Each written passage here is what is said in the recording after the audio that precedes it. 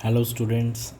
आज हम new topic start कर रहे हैं, that is alternating currents, in short जिसको हम एसी कहते हैं। तो बहुत ही इम्पॉर्टेंट चैप्टर है ये, और इसके अंदर जो टॉपिक्स हैं that is very very very important for your board exam as well as competitive exams. तो सबसे पहले हम बात करते हैं अल्टरनेटिंग करंट्स क्या होते हैं। देखो, बात हो रही है अल्टरनेटिंग, मतलब जो टाइम के साथ वेरी कर रहे हैं। बट यहाँ पे वेरिंग के साथ, टाइम वेरिंग के साथ एक बहुत इंपॉर्टेंट बात हो जाती है कि इसका मैग्नीट्यूड एंड जो पोलैरिटी है, डायरेक्शन है, वो रिपीट भी होती है एक फिक्स इंटरवल के बाद। तो मतलब ये वेरिंग है बट पीरियोडिक भी है। तो यहाँ पे अल्टरनेटिंग करंट में हम दो बातें लिखेंगे कि जो वैल्यू है varies with respect to time, और magnitude and direction repeat itself after fixed interval of time। ठीक है, तो जहाँ पे हम बात करते हैं फिक्स इंटरवल टाइम के बाद रिपीट होना, तो इसका मतलब ये पीरियोडिक नेचर शो हो रहा है यहाँ पे। तो पीरियोडिक है तो इट मीन्स यहाँ पे ये साइनोसॉइडल और कोसाइन की फॉर्म, मतलब साइन एंड कोसाइन की फॉर्म में भी इसको रिप्रेजेंट किया जा सकता है। क्योंकि जब हम पीरियोडिक की बात करते हैं तो साइन और कोसाइन ही हमारे पास दो ऐसे ट्रिग्नोमेट्रिक फंक्शंस हैं जो वो पीरियोडिक नेचर को रिप्रेजेंट करते हैं। तो जैसे हम साइन की केस में बात करें तो this is the sinusoidal graph, और अगर हम कोसाइन की बात करें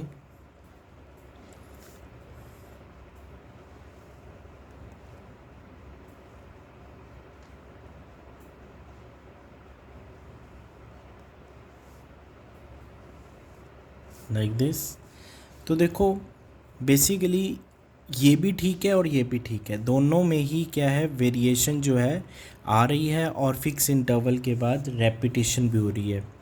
जब हम साइन की फॉर्म में बात करते हैं तो अल्टरनेटिंग करंट को हम लिखते हैं I is equal to I not sine omega t, और अगर हम कॉज की फॉर्म में लिखते हैं तो ये लिखते हैं I is equal to I not cos omega t. अब दोनों का अपना अपना इम्पोर्टेंस है। सबसे पहले यहाँ पे जो आई नोट है ये क्या है, this is called peak value of alternating current. ठीक है, टी जो है वो है इंस्टेंटेनियस टाइम,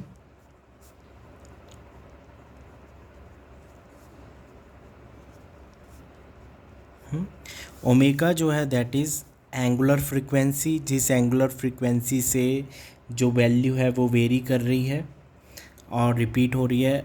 आई जो है that is instantaneous value of current.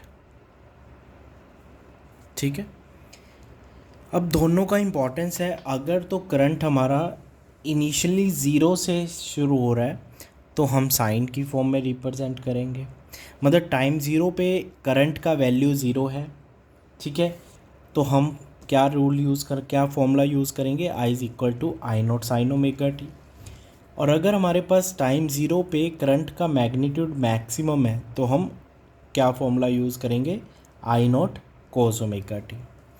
Similarly हम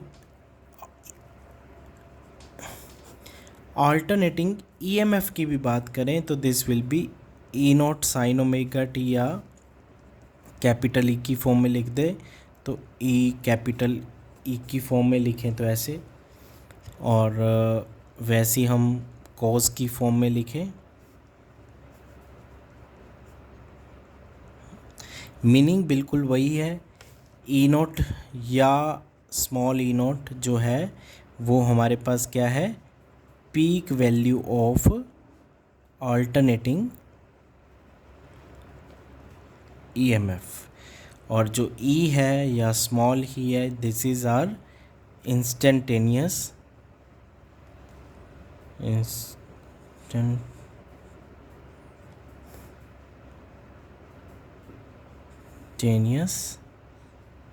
value of alternating current, sorry EMF या वोल्टेज वट एवर। ठीक है, तो this is the basic idea. तो अभी हम और डिटेल में बात करें तो देयर आर, हम इस चैप्टर के अंदर basically 2 type of AC discuss करते हैं। एसी की डेफिनेशन डिस्कस करेंगे।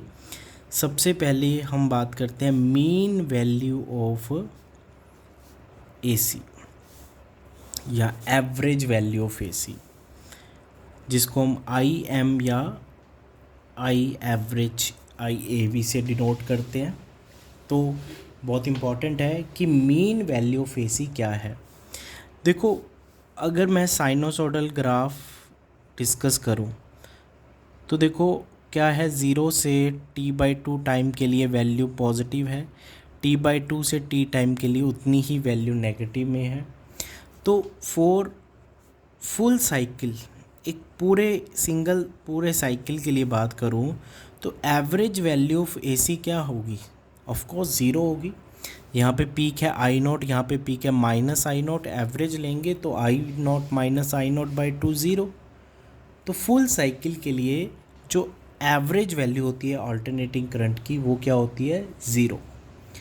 तो ये तो हमारे पास, इसका मतलब ये तो 0 ही हो गया, कुछ यहाँ पे रहा ही नहीं। बट अगर मैं हाफ साइकिल के लिए बात करूँ तो हाफ साइकिल के लिए ये वैल्यू 0 नहीं है।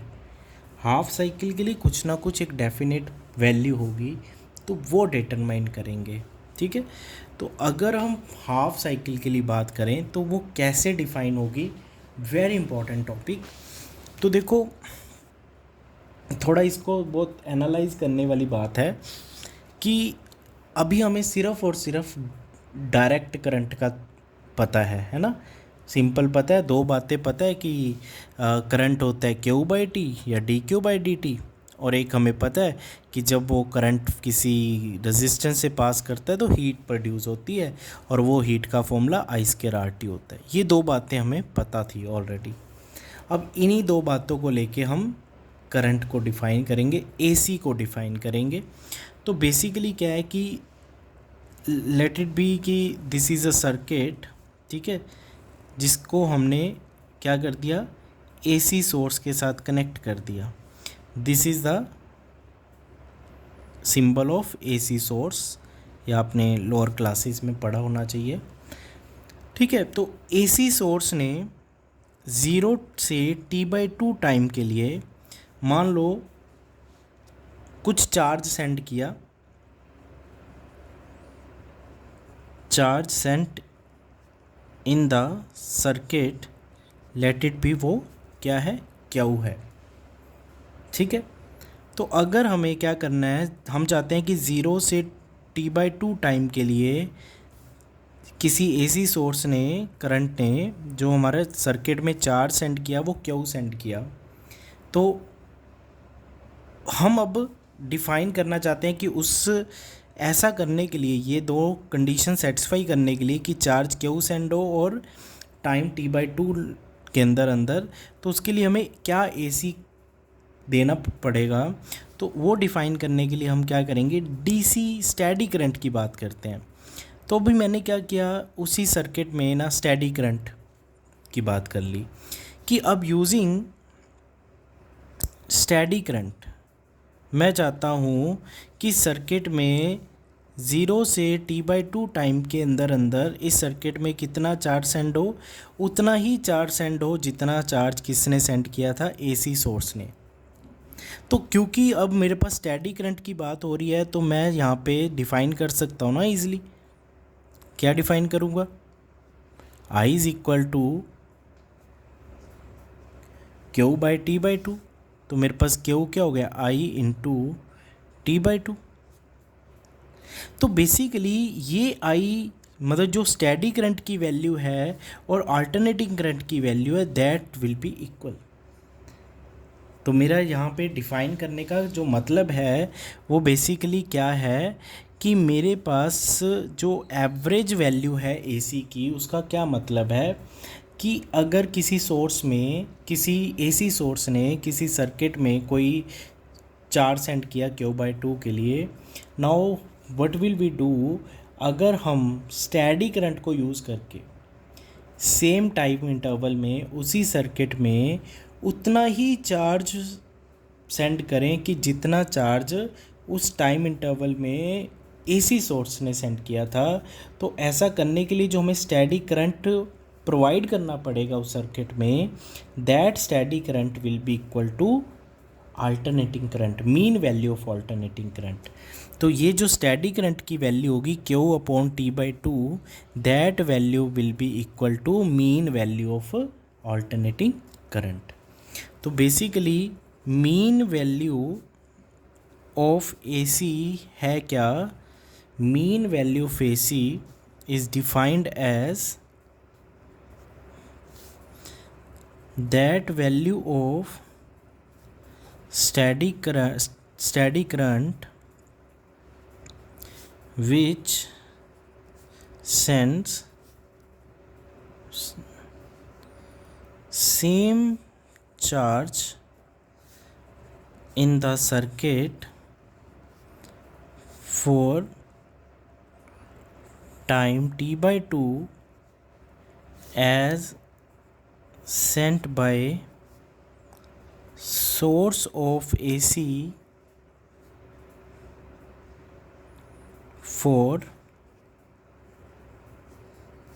same interval of time। ठीक है, तो मीन वैल्यू ऑफ AC क्या है, स्टेडी करंट की वो वैल्यू जो सेम चार्ज सेंड कर रही है सर्किट में, कितने टाइम के लिए, T/2 टाइम के लिए, जो किसने सेंड किया था चार्ज, सोर्स ऑफ AC ने, और सेम टाइम इंटरवल के लिए। ठीक है, तो अकॉर्डिंग टू दिस डेफिनेशन, तो हमारे पास अकॉर्डिंग टू डेफिनेशन हमारे पास जो चार्ज का वैल्यू आ रहा है वो आ रहा है Im/T/2, या जिसको हम Q is equal to I average into T/2 लिख सकते हैं। ठीक है, तो दीज आर बेसिकली ये दोनों ही इक्वेशन 1 है। नाउ अभी हमने सिर्फ स्टेडी करंट की हेल्प से डिफ़ाइन किया है, ऑल्टरनेटिंग करंट का कंसेप्ट अभी हमने यूज़ करना है। तो अब हम ऑल्टरनेटिंग करंट का कंसेप्ट यूज़ करें, तो एज वी नो कि जो हमारे पास I है वो क्या है, I0 sin ओमेगा t है।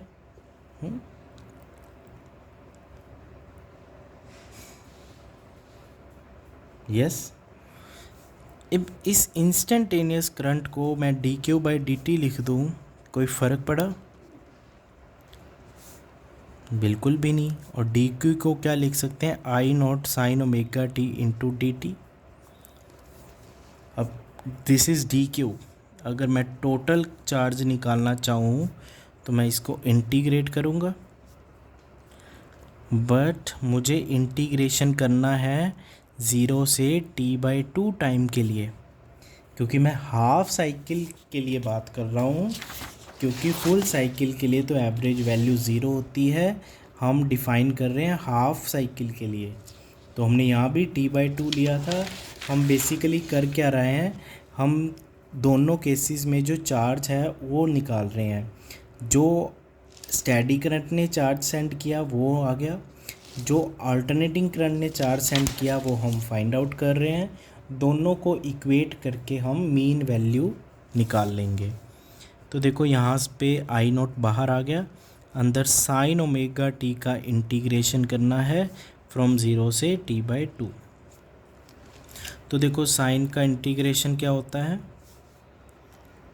Minus cos omega T, omega T का इंटीग्रेशन करेंगे डिवीज़न में फ्रॉम 0 से T/2। ओमेगा बाहर ले आए, माइनस साइन भी बाहर ले आते हैं, अंदर कोस ओमेगा टी फ्रॉम 0 से t/2। ओमेगा क्या होता है 2π/t।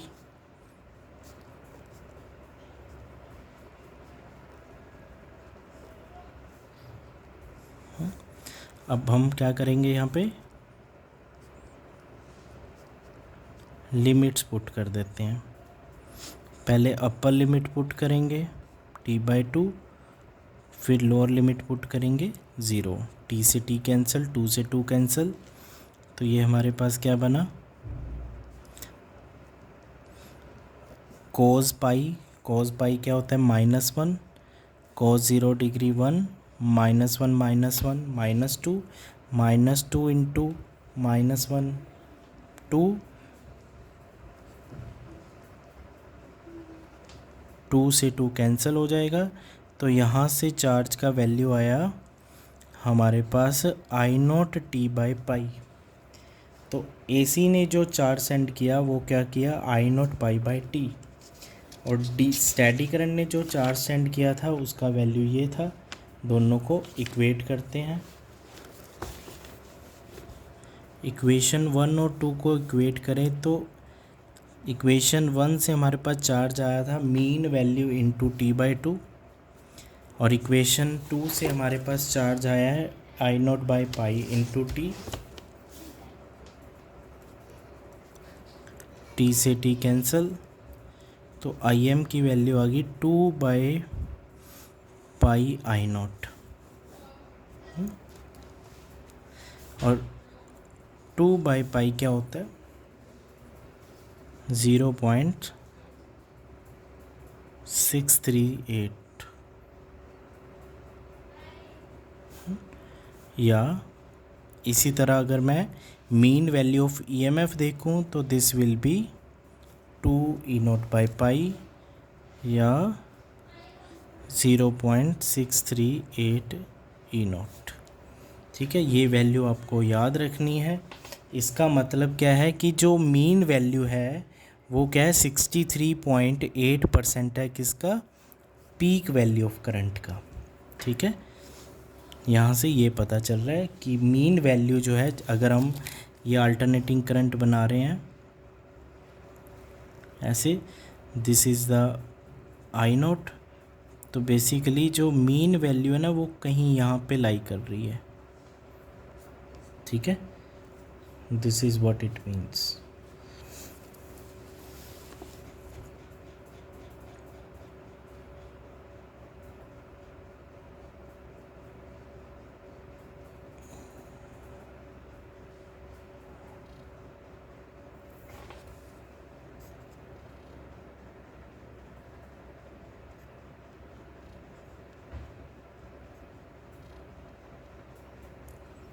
राइट, नेक्स्ट हम डिस्कस करते हैं मीन वैल्यू हो गया हमारा।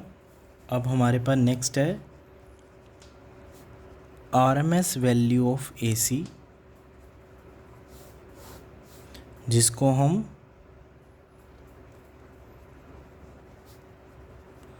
वर्चुअल वैल्यू ऑफ AC भी कहते हैं। तो IRMS या IV से डिनोट करते हैं। अब वर्चुअल वैल्यू क्या है, this is very important topic. देखो,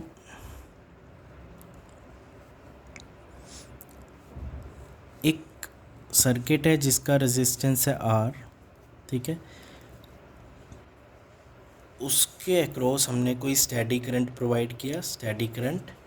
तो स्टैडी करंट जब प्रोवाइड करेंगे इस रेजिस्टेंस के अक्रॉस कुछ हीट प्रोड्यूस होगी, है ना, फ्रॉम टाइम 0 से t, फुल साइकिल के लिए बात करेंगे हम यहाँ पे।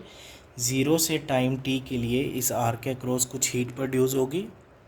Now we would like to set the value of static current in such a way कि जो हीट प्रोड्यूस हो रही है वो उतनी हीट प्रोड्यूस हो जो AC सोर्स ने सेम टाइम 0 से t/2 के लिए इस R के अक्रॉस जो हीट प्रोड्यूस की थी। तो मतलब अब हीट, वो वैल्यू, हीट की वैल्यू जो है वो ऐसी होनी चाहिए कि वो क्या हो, सेम टू सेम हो किसके, जो अल्टरनेटिंग करंट ने प्रोड्यूस किया है रेजिस्टेंस आर के क्रॉस, तो उसके लिए जो हमें स्टैडी करंट की वैल्यू चाहिए, दैट स्टैडी करंट की वैल्यू को हम कहेंगे आरएमएस वैल्यू ऑफ एसी या वर्चुअल वैल्यू ऑफ एसी। तो RMS value of AC is defined as value of steady current that produced same amount of heat across resistance R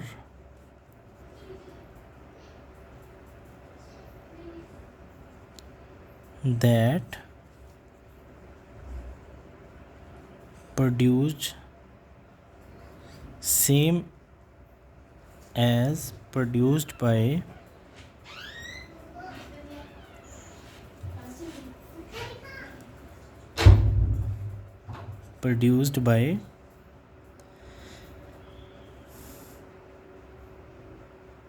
alternating current across same resistance R for time t या for full cycle. ठीक है, एक ही बात है। तो इस definition से अगर हम फॉर्मूला बनाएं तो वो फॉर्मूला बनेगा, देखो आई एच स्टैडी करंट के लिए तो यही फॉर्मूला लगाना है बस, टाइम टी कैपिटल टी। तो वो जो आई है that is our virtual value. ठीक है, दिस इज़ आर इक्वेशन 1। अब हम देखो ये तो स्टैडी करंट से इक्वेशन बनी है, अब हम मैथमेटिकली प्रूफ फाइंड आउट करेंगे कि जो आप हमारा एसी है अल्टरनेटिंग करंट है उसने क्या की, हीट प्रोड्यूस की है। तो let D H is heat produced by AC across R for time dt। तो इस डी एच को क्या लिखेंगे, I square R into D T, where I is equal to I not sine omega T. तो यहाँ पे ये value put कर दें, आई की वैल्यू पुट कर दें, तो ये हीट का वैल्यू हमारे पास आ गया I not square R sine square omega t into D t. तो टोटल हीट फाइंड आउट करने के लिए क्या करेंगे, हम इंटीग्रेशन करेंगे। ठीक है, अब इंटीग्रेशन करनी है फुल साइकिल के लिए फ्रॉम 0 से t। अब साइन स्केयर का इंटीग्रेशन नो, हम साइन स्केयर कोस स्केयर का इंटीग्रेशन नहीं कर सकते directly, we don't have any formula. तो क्या करेंगे, इसको कन्वर्ट करते हैं। साइन स्केयर थीटा होता है 1 माइनस कोस 2 थीटा बाई 2। तो ये हमारे पास क्या बन जाएगा, साइन स्केयर ओमेगा टी क्या होगा, 1 minus cos 2 omega T upon 2। तो ये वैल्यू यहाँ पुट करेंगे तो ये क्या बन गया, I not square R 1 minus cos 2 omega t into D t. अब डिनोमिनेटर में 2 है, 2 बाहर ले आएंगे, इसका इंटीग्रेशन करना है। अब डी टी को अंदर मल्टीप्लाई कर दें तो हमारे पास इंटीग्रेशन के 2 सेगमेंट्स हो गए हैं, एक डी टी का इंटीग्रेशन है, एक कोस 2 ओमेगा टी का इंटीग्रेशन है। अब देखो फुल साइकिल के लिए चाहे साइन है चाहे कॉस है, फुल साइकिल के लिए साइन और कॉस का इंटीग्रेशन क्या होता है, 0 होता है। तो ये वाला फैक्टर का तो इंटीग्रेशन होगा 0। तो हमारे पास बचा डी टी का इंटीग्रेशन t, लिमिट 0 से कैपिटल T। तो ये हमारे पास आ गया I not square R t by 2। This is equation number 2। ठीक है, तो इक्वेशन नंबर 1 थी I v square R t, equation number 2 है I not square R t by 2। तो इक्वेशन 1 और 2 को कंपेयर करेंगे तो I v square R t या I not square R t by 2, तो आर टी से आर टी कैंसिल, तो ये आया I v square is equal to I not square by 2। तो स्केयर ये हमारे पास आया I v square is equal to I not square by 2, तो this will be I not by root 2। ठीक है, या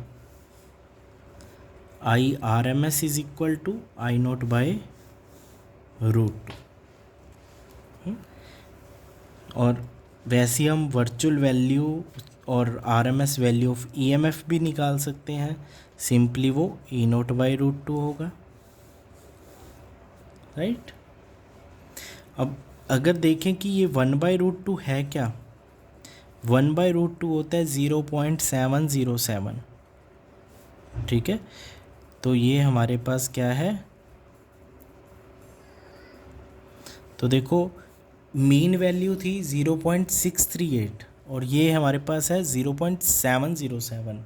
तो मतलब ये आर एम एस वैल्यू जो है वो टोटल मतलब करंट का पीक वैल्यू ऑफ करंट का 70.7% है। ठीक है, तो हमारे पास दो है, एक मीन वैल्यू है, एक हमारे पास क्या है आर एम एस वैल्यू है। अब देखो जो हमारे वोल्ट मीटर और एम मीटर होते हैं, जो घर के मीटर्स होते हैं, घर में तो एसी आती है ना, अल्टरनेटिंग सप्लाई आती है, तो उसमें भी सम टाइम जो एमसीबीज़ वगैरह होते हैं वहाँ पे एसी वोल्ट मीटर और एसी एम मीटर लगे होते हैं जो अल्टरनेटिंग रीडिंग्स लेते हैं। जैसे हमारे लैब में होते हैं वो जनरली वो डीसी पे रन करते हैं, और जो हमारे रियल अप्लाइंसेस में होते हैं, जो हमारे घर में एमसीबी के साथ जो मीटर लगा होता है वो एक्चुअली एसी वैल्यू मेज़र करता है, ऑल्टरनेटिंग वोल्टेज और ऑल्टरनेटिंग करंट की। तो वो कौन सी वैल्यू बताता है, वो मीन वैल्यू बताता है या आरएमएस वैल्यू बताता है।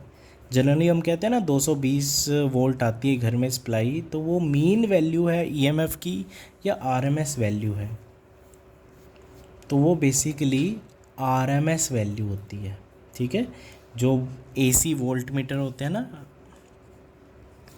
AC voltmeter and ammeter क्या मेज़र करते हैं,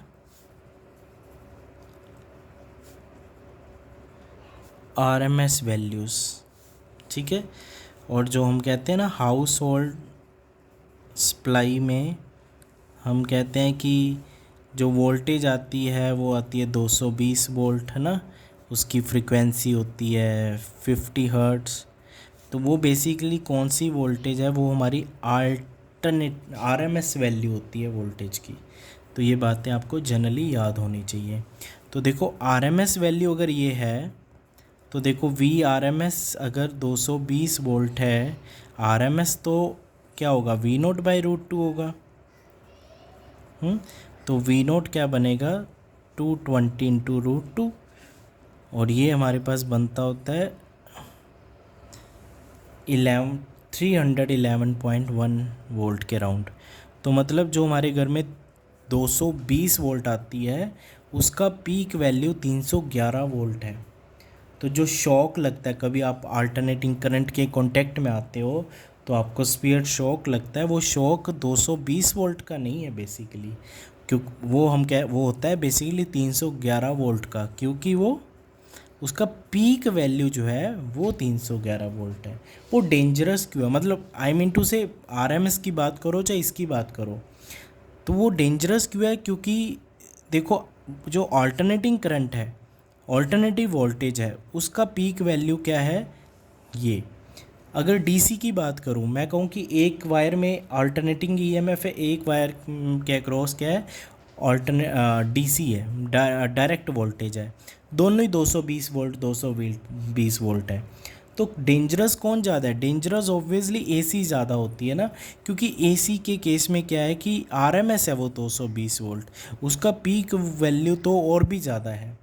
पर जो डायरेक्ट होती है, जो आपके सेल वेल होते हैं, बैटरी होती है, बैटरी में क्या है, डायरेक्ट डीसी है, तो वो उसमें कोई पीक का कंसेप्ट नहीं, वो 220 है तो 220 ही है, ठीक है ना। तो आपके जो वहाँ पे शॉक लगेगा थोड़ा बहुत, वो 220 वोल्ट का ही लगेगा, पर यहाँ पे जो शॉक लगेगा वो 311 वोल्ट तक जाएगा, क्योंकि उसका पीक वैल्यू ये है। हम्म? पर ऐसा नहीं है डेंजरस या नॉन डेंजरस, ठीक है। At some extend AC is also, DC is also dangerous, क्योंकि डीसी में क्या होता है, डीसी में वैल्यू ज़ीरो पे नहीं आ रही है, वो राइज़ की और फिक्स हो गई डीसी में। पर एसी में क्या है, फुल साइकिल की बात करें तो बीच में हमारे पास 2 बार मौके मिल रहे हैं, ज़ीरो पे आए हैं। फुल साइकिल में वैल्यू 2 बार ज़ीरो पे आ रही है। अगर हम कॉज की फॉर्म में बात करें, वहाँ पे भी 2 बार वैल्यू ज़ीरो पे आ रही है। तो यहाँ पे हमारे पास 2 बार मौके हैं एक फुल साइकिल के लिए भी बात करें। हालांकि इसको बहुत स्मॉल, कुछ बहुत ही थोड़ा सा टाइम लगता है। खुद ही देखो, फ्रीक्वेंसी अगर 50 हर्ट्ज़ है तो एक साइकिल को कितना टाइम लगेगा, बट ऑब्वियस है ना, उसका भी हाफ कर देंगे। तो कितने शॉर्ट इंटरवल के बाद वैल्यू ज़ीरो पे आती है, तो you can protect your self in between that time. But DC में वो नहीं है, ठीक है। डीसी में तो वैल्यू कांस्टेंट हो जाती है, ज़ीरो पे नहीं आती है। तो इसके बारे में हम बाद में बातें करेंगे, एक टॉपिक आएगा जहाँ पे हम एसी और डीसी को कंपेयर करेंगे, तो भी बहुत ज़्यादा सोचने वाली बात नहीं है। अभी आप आरएमएस और वह मीन वैल्यू ऑफ एसी पे ही कंसंट्रेट करो, ठीक है। तो दिस इज़ टुडेज़ क्लास। इसको अच्छे से पढ़ो, इसके नोट्स बनाओ, इसको समझो, ठीक है। बार बार देखो, वीडियो पॉज करके देखो, अच्छे से समझो, एनालाइज करो, राइट। तो thank you, all the best.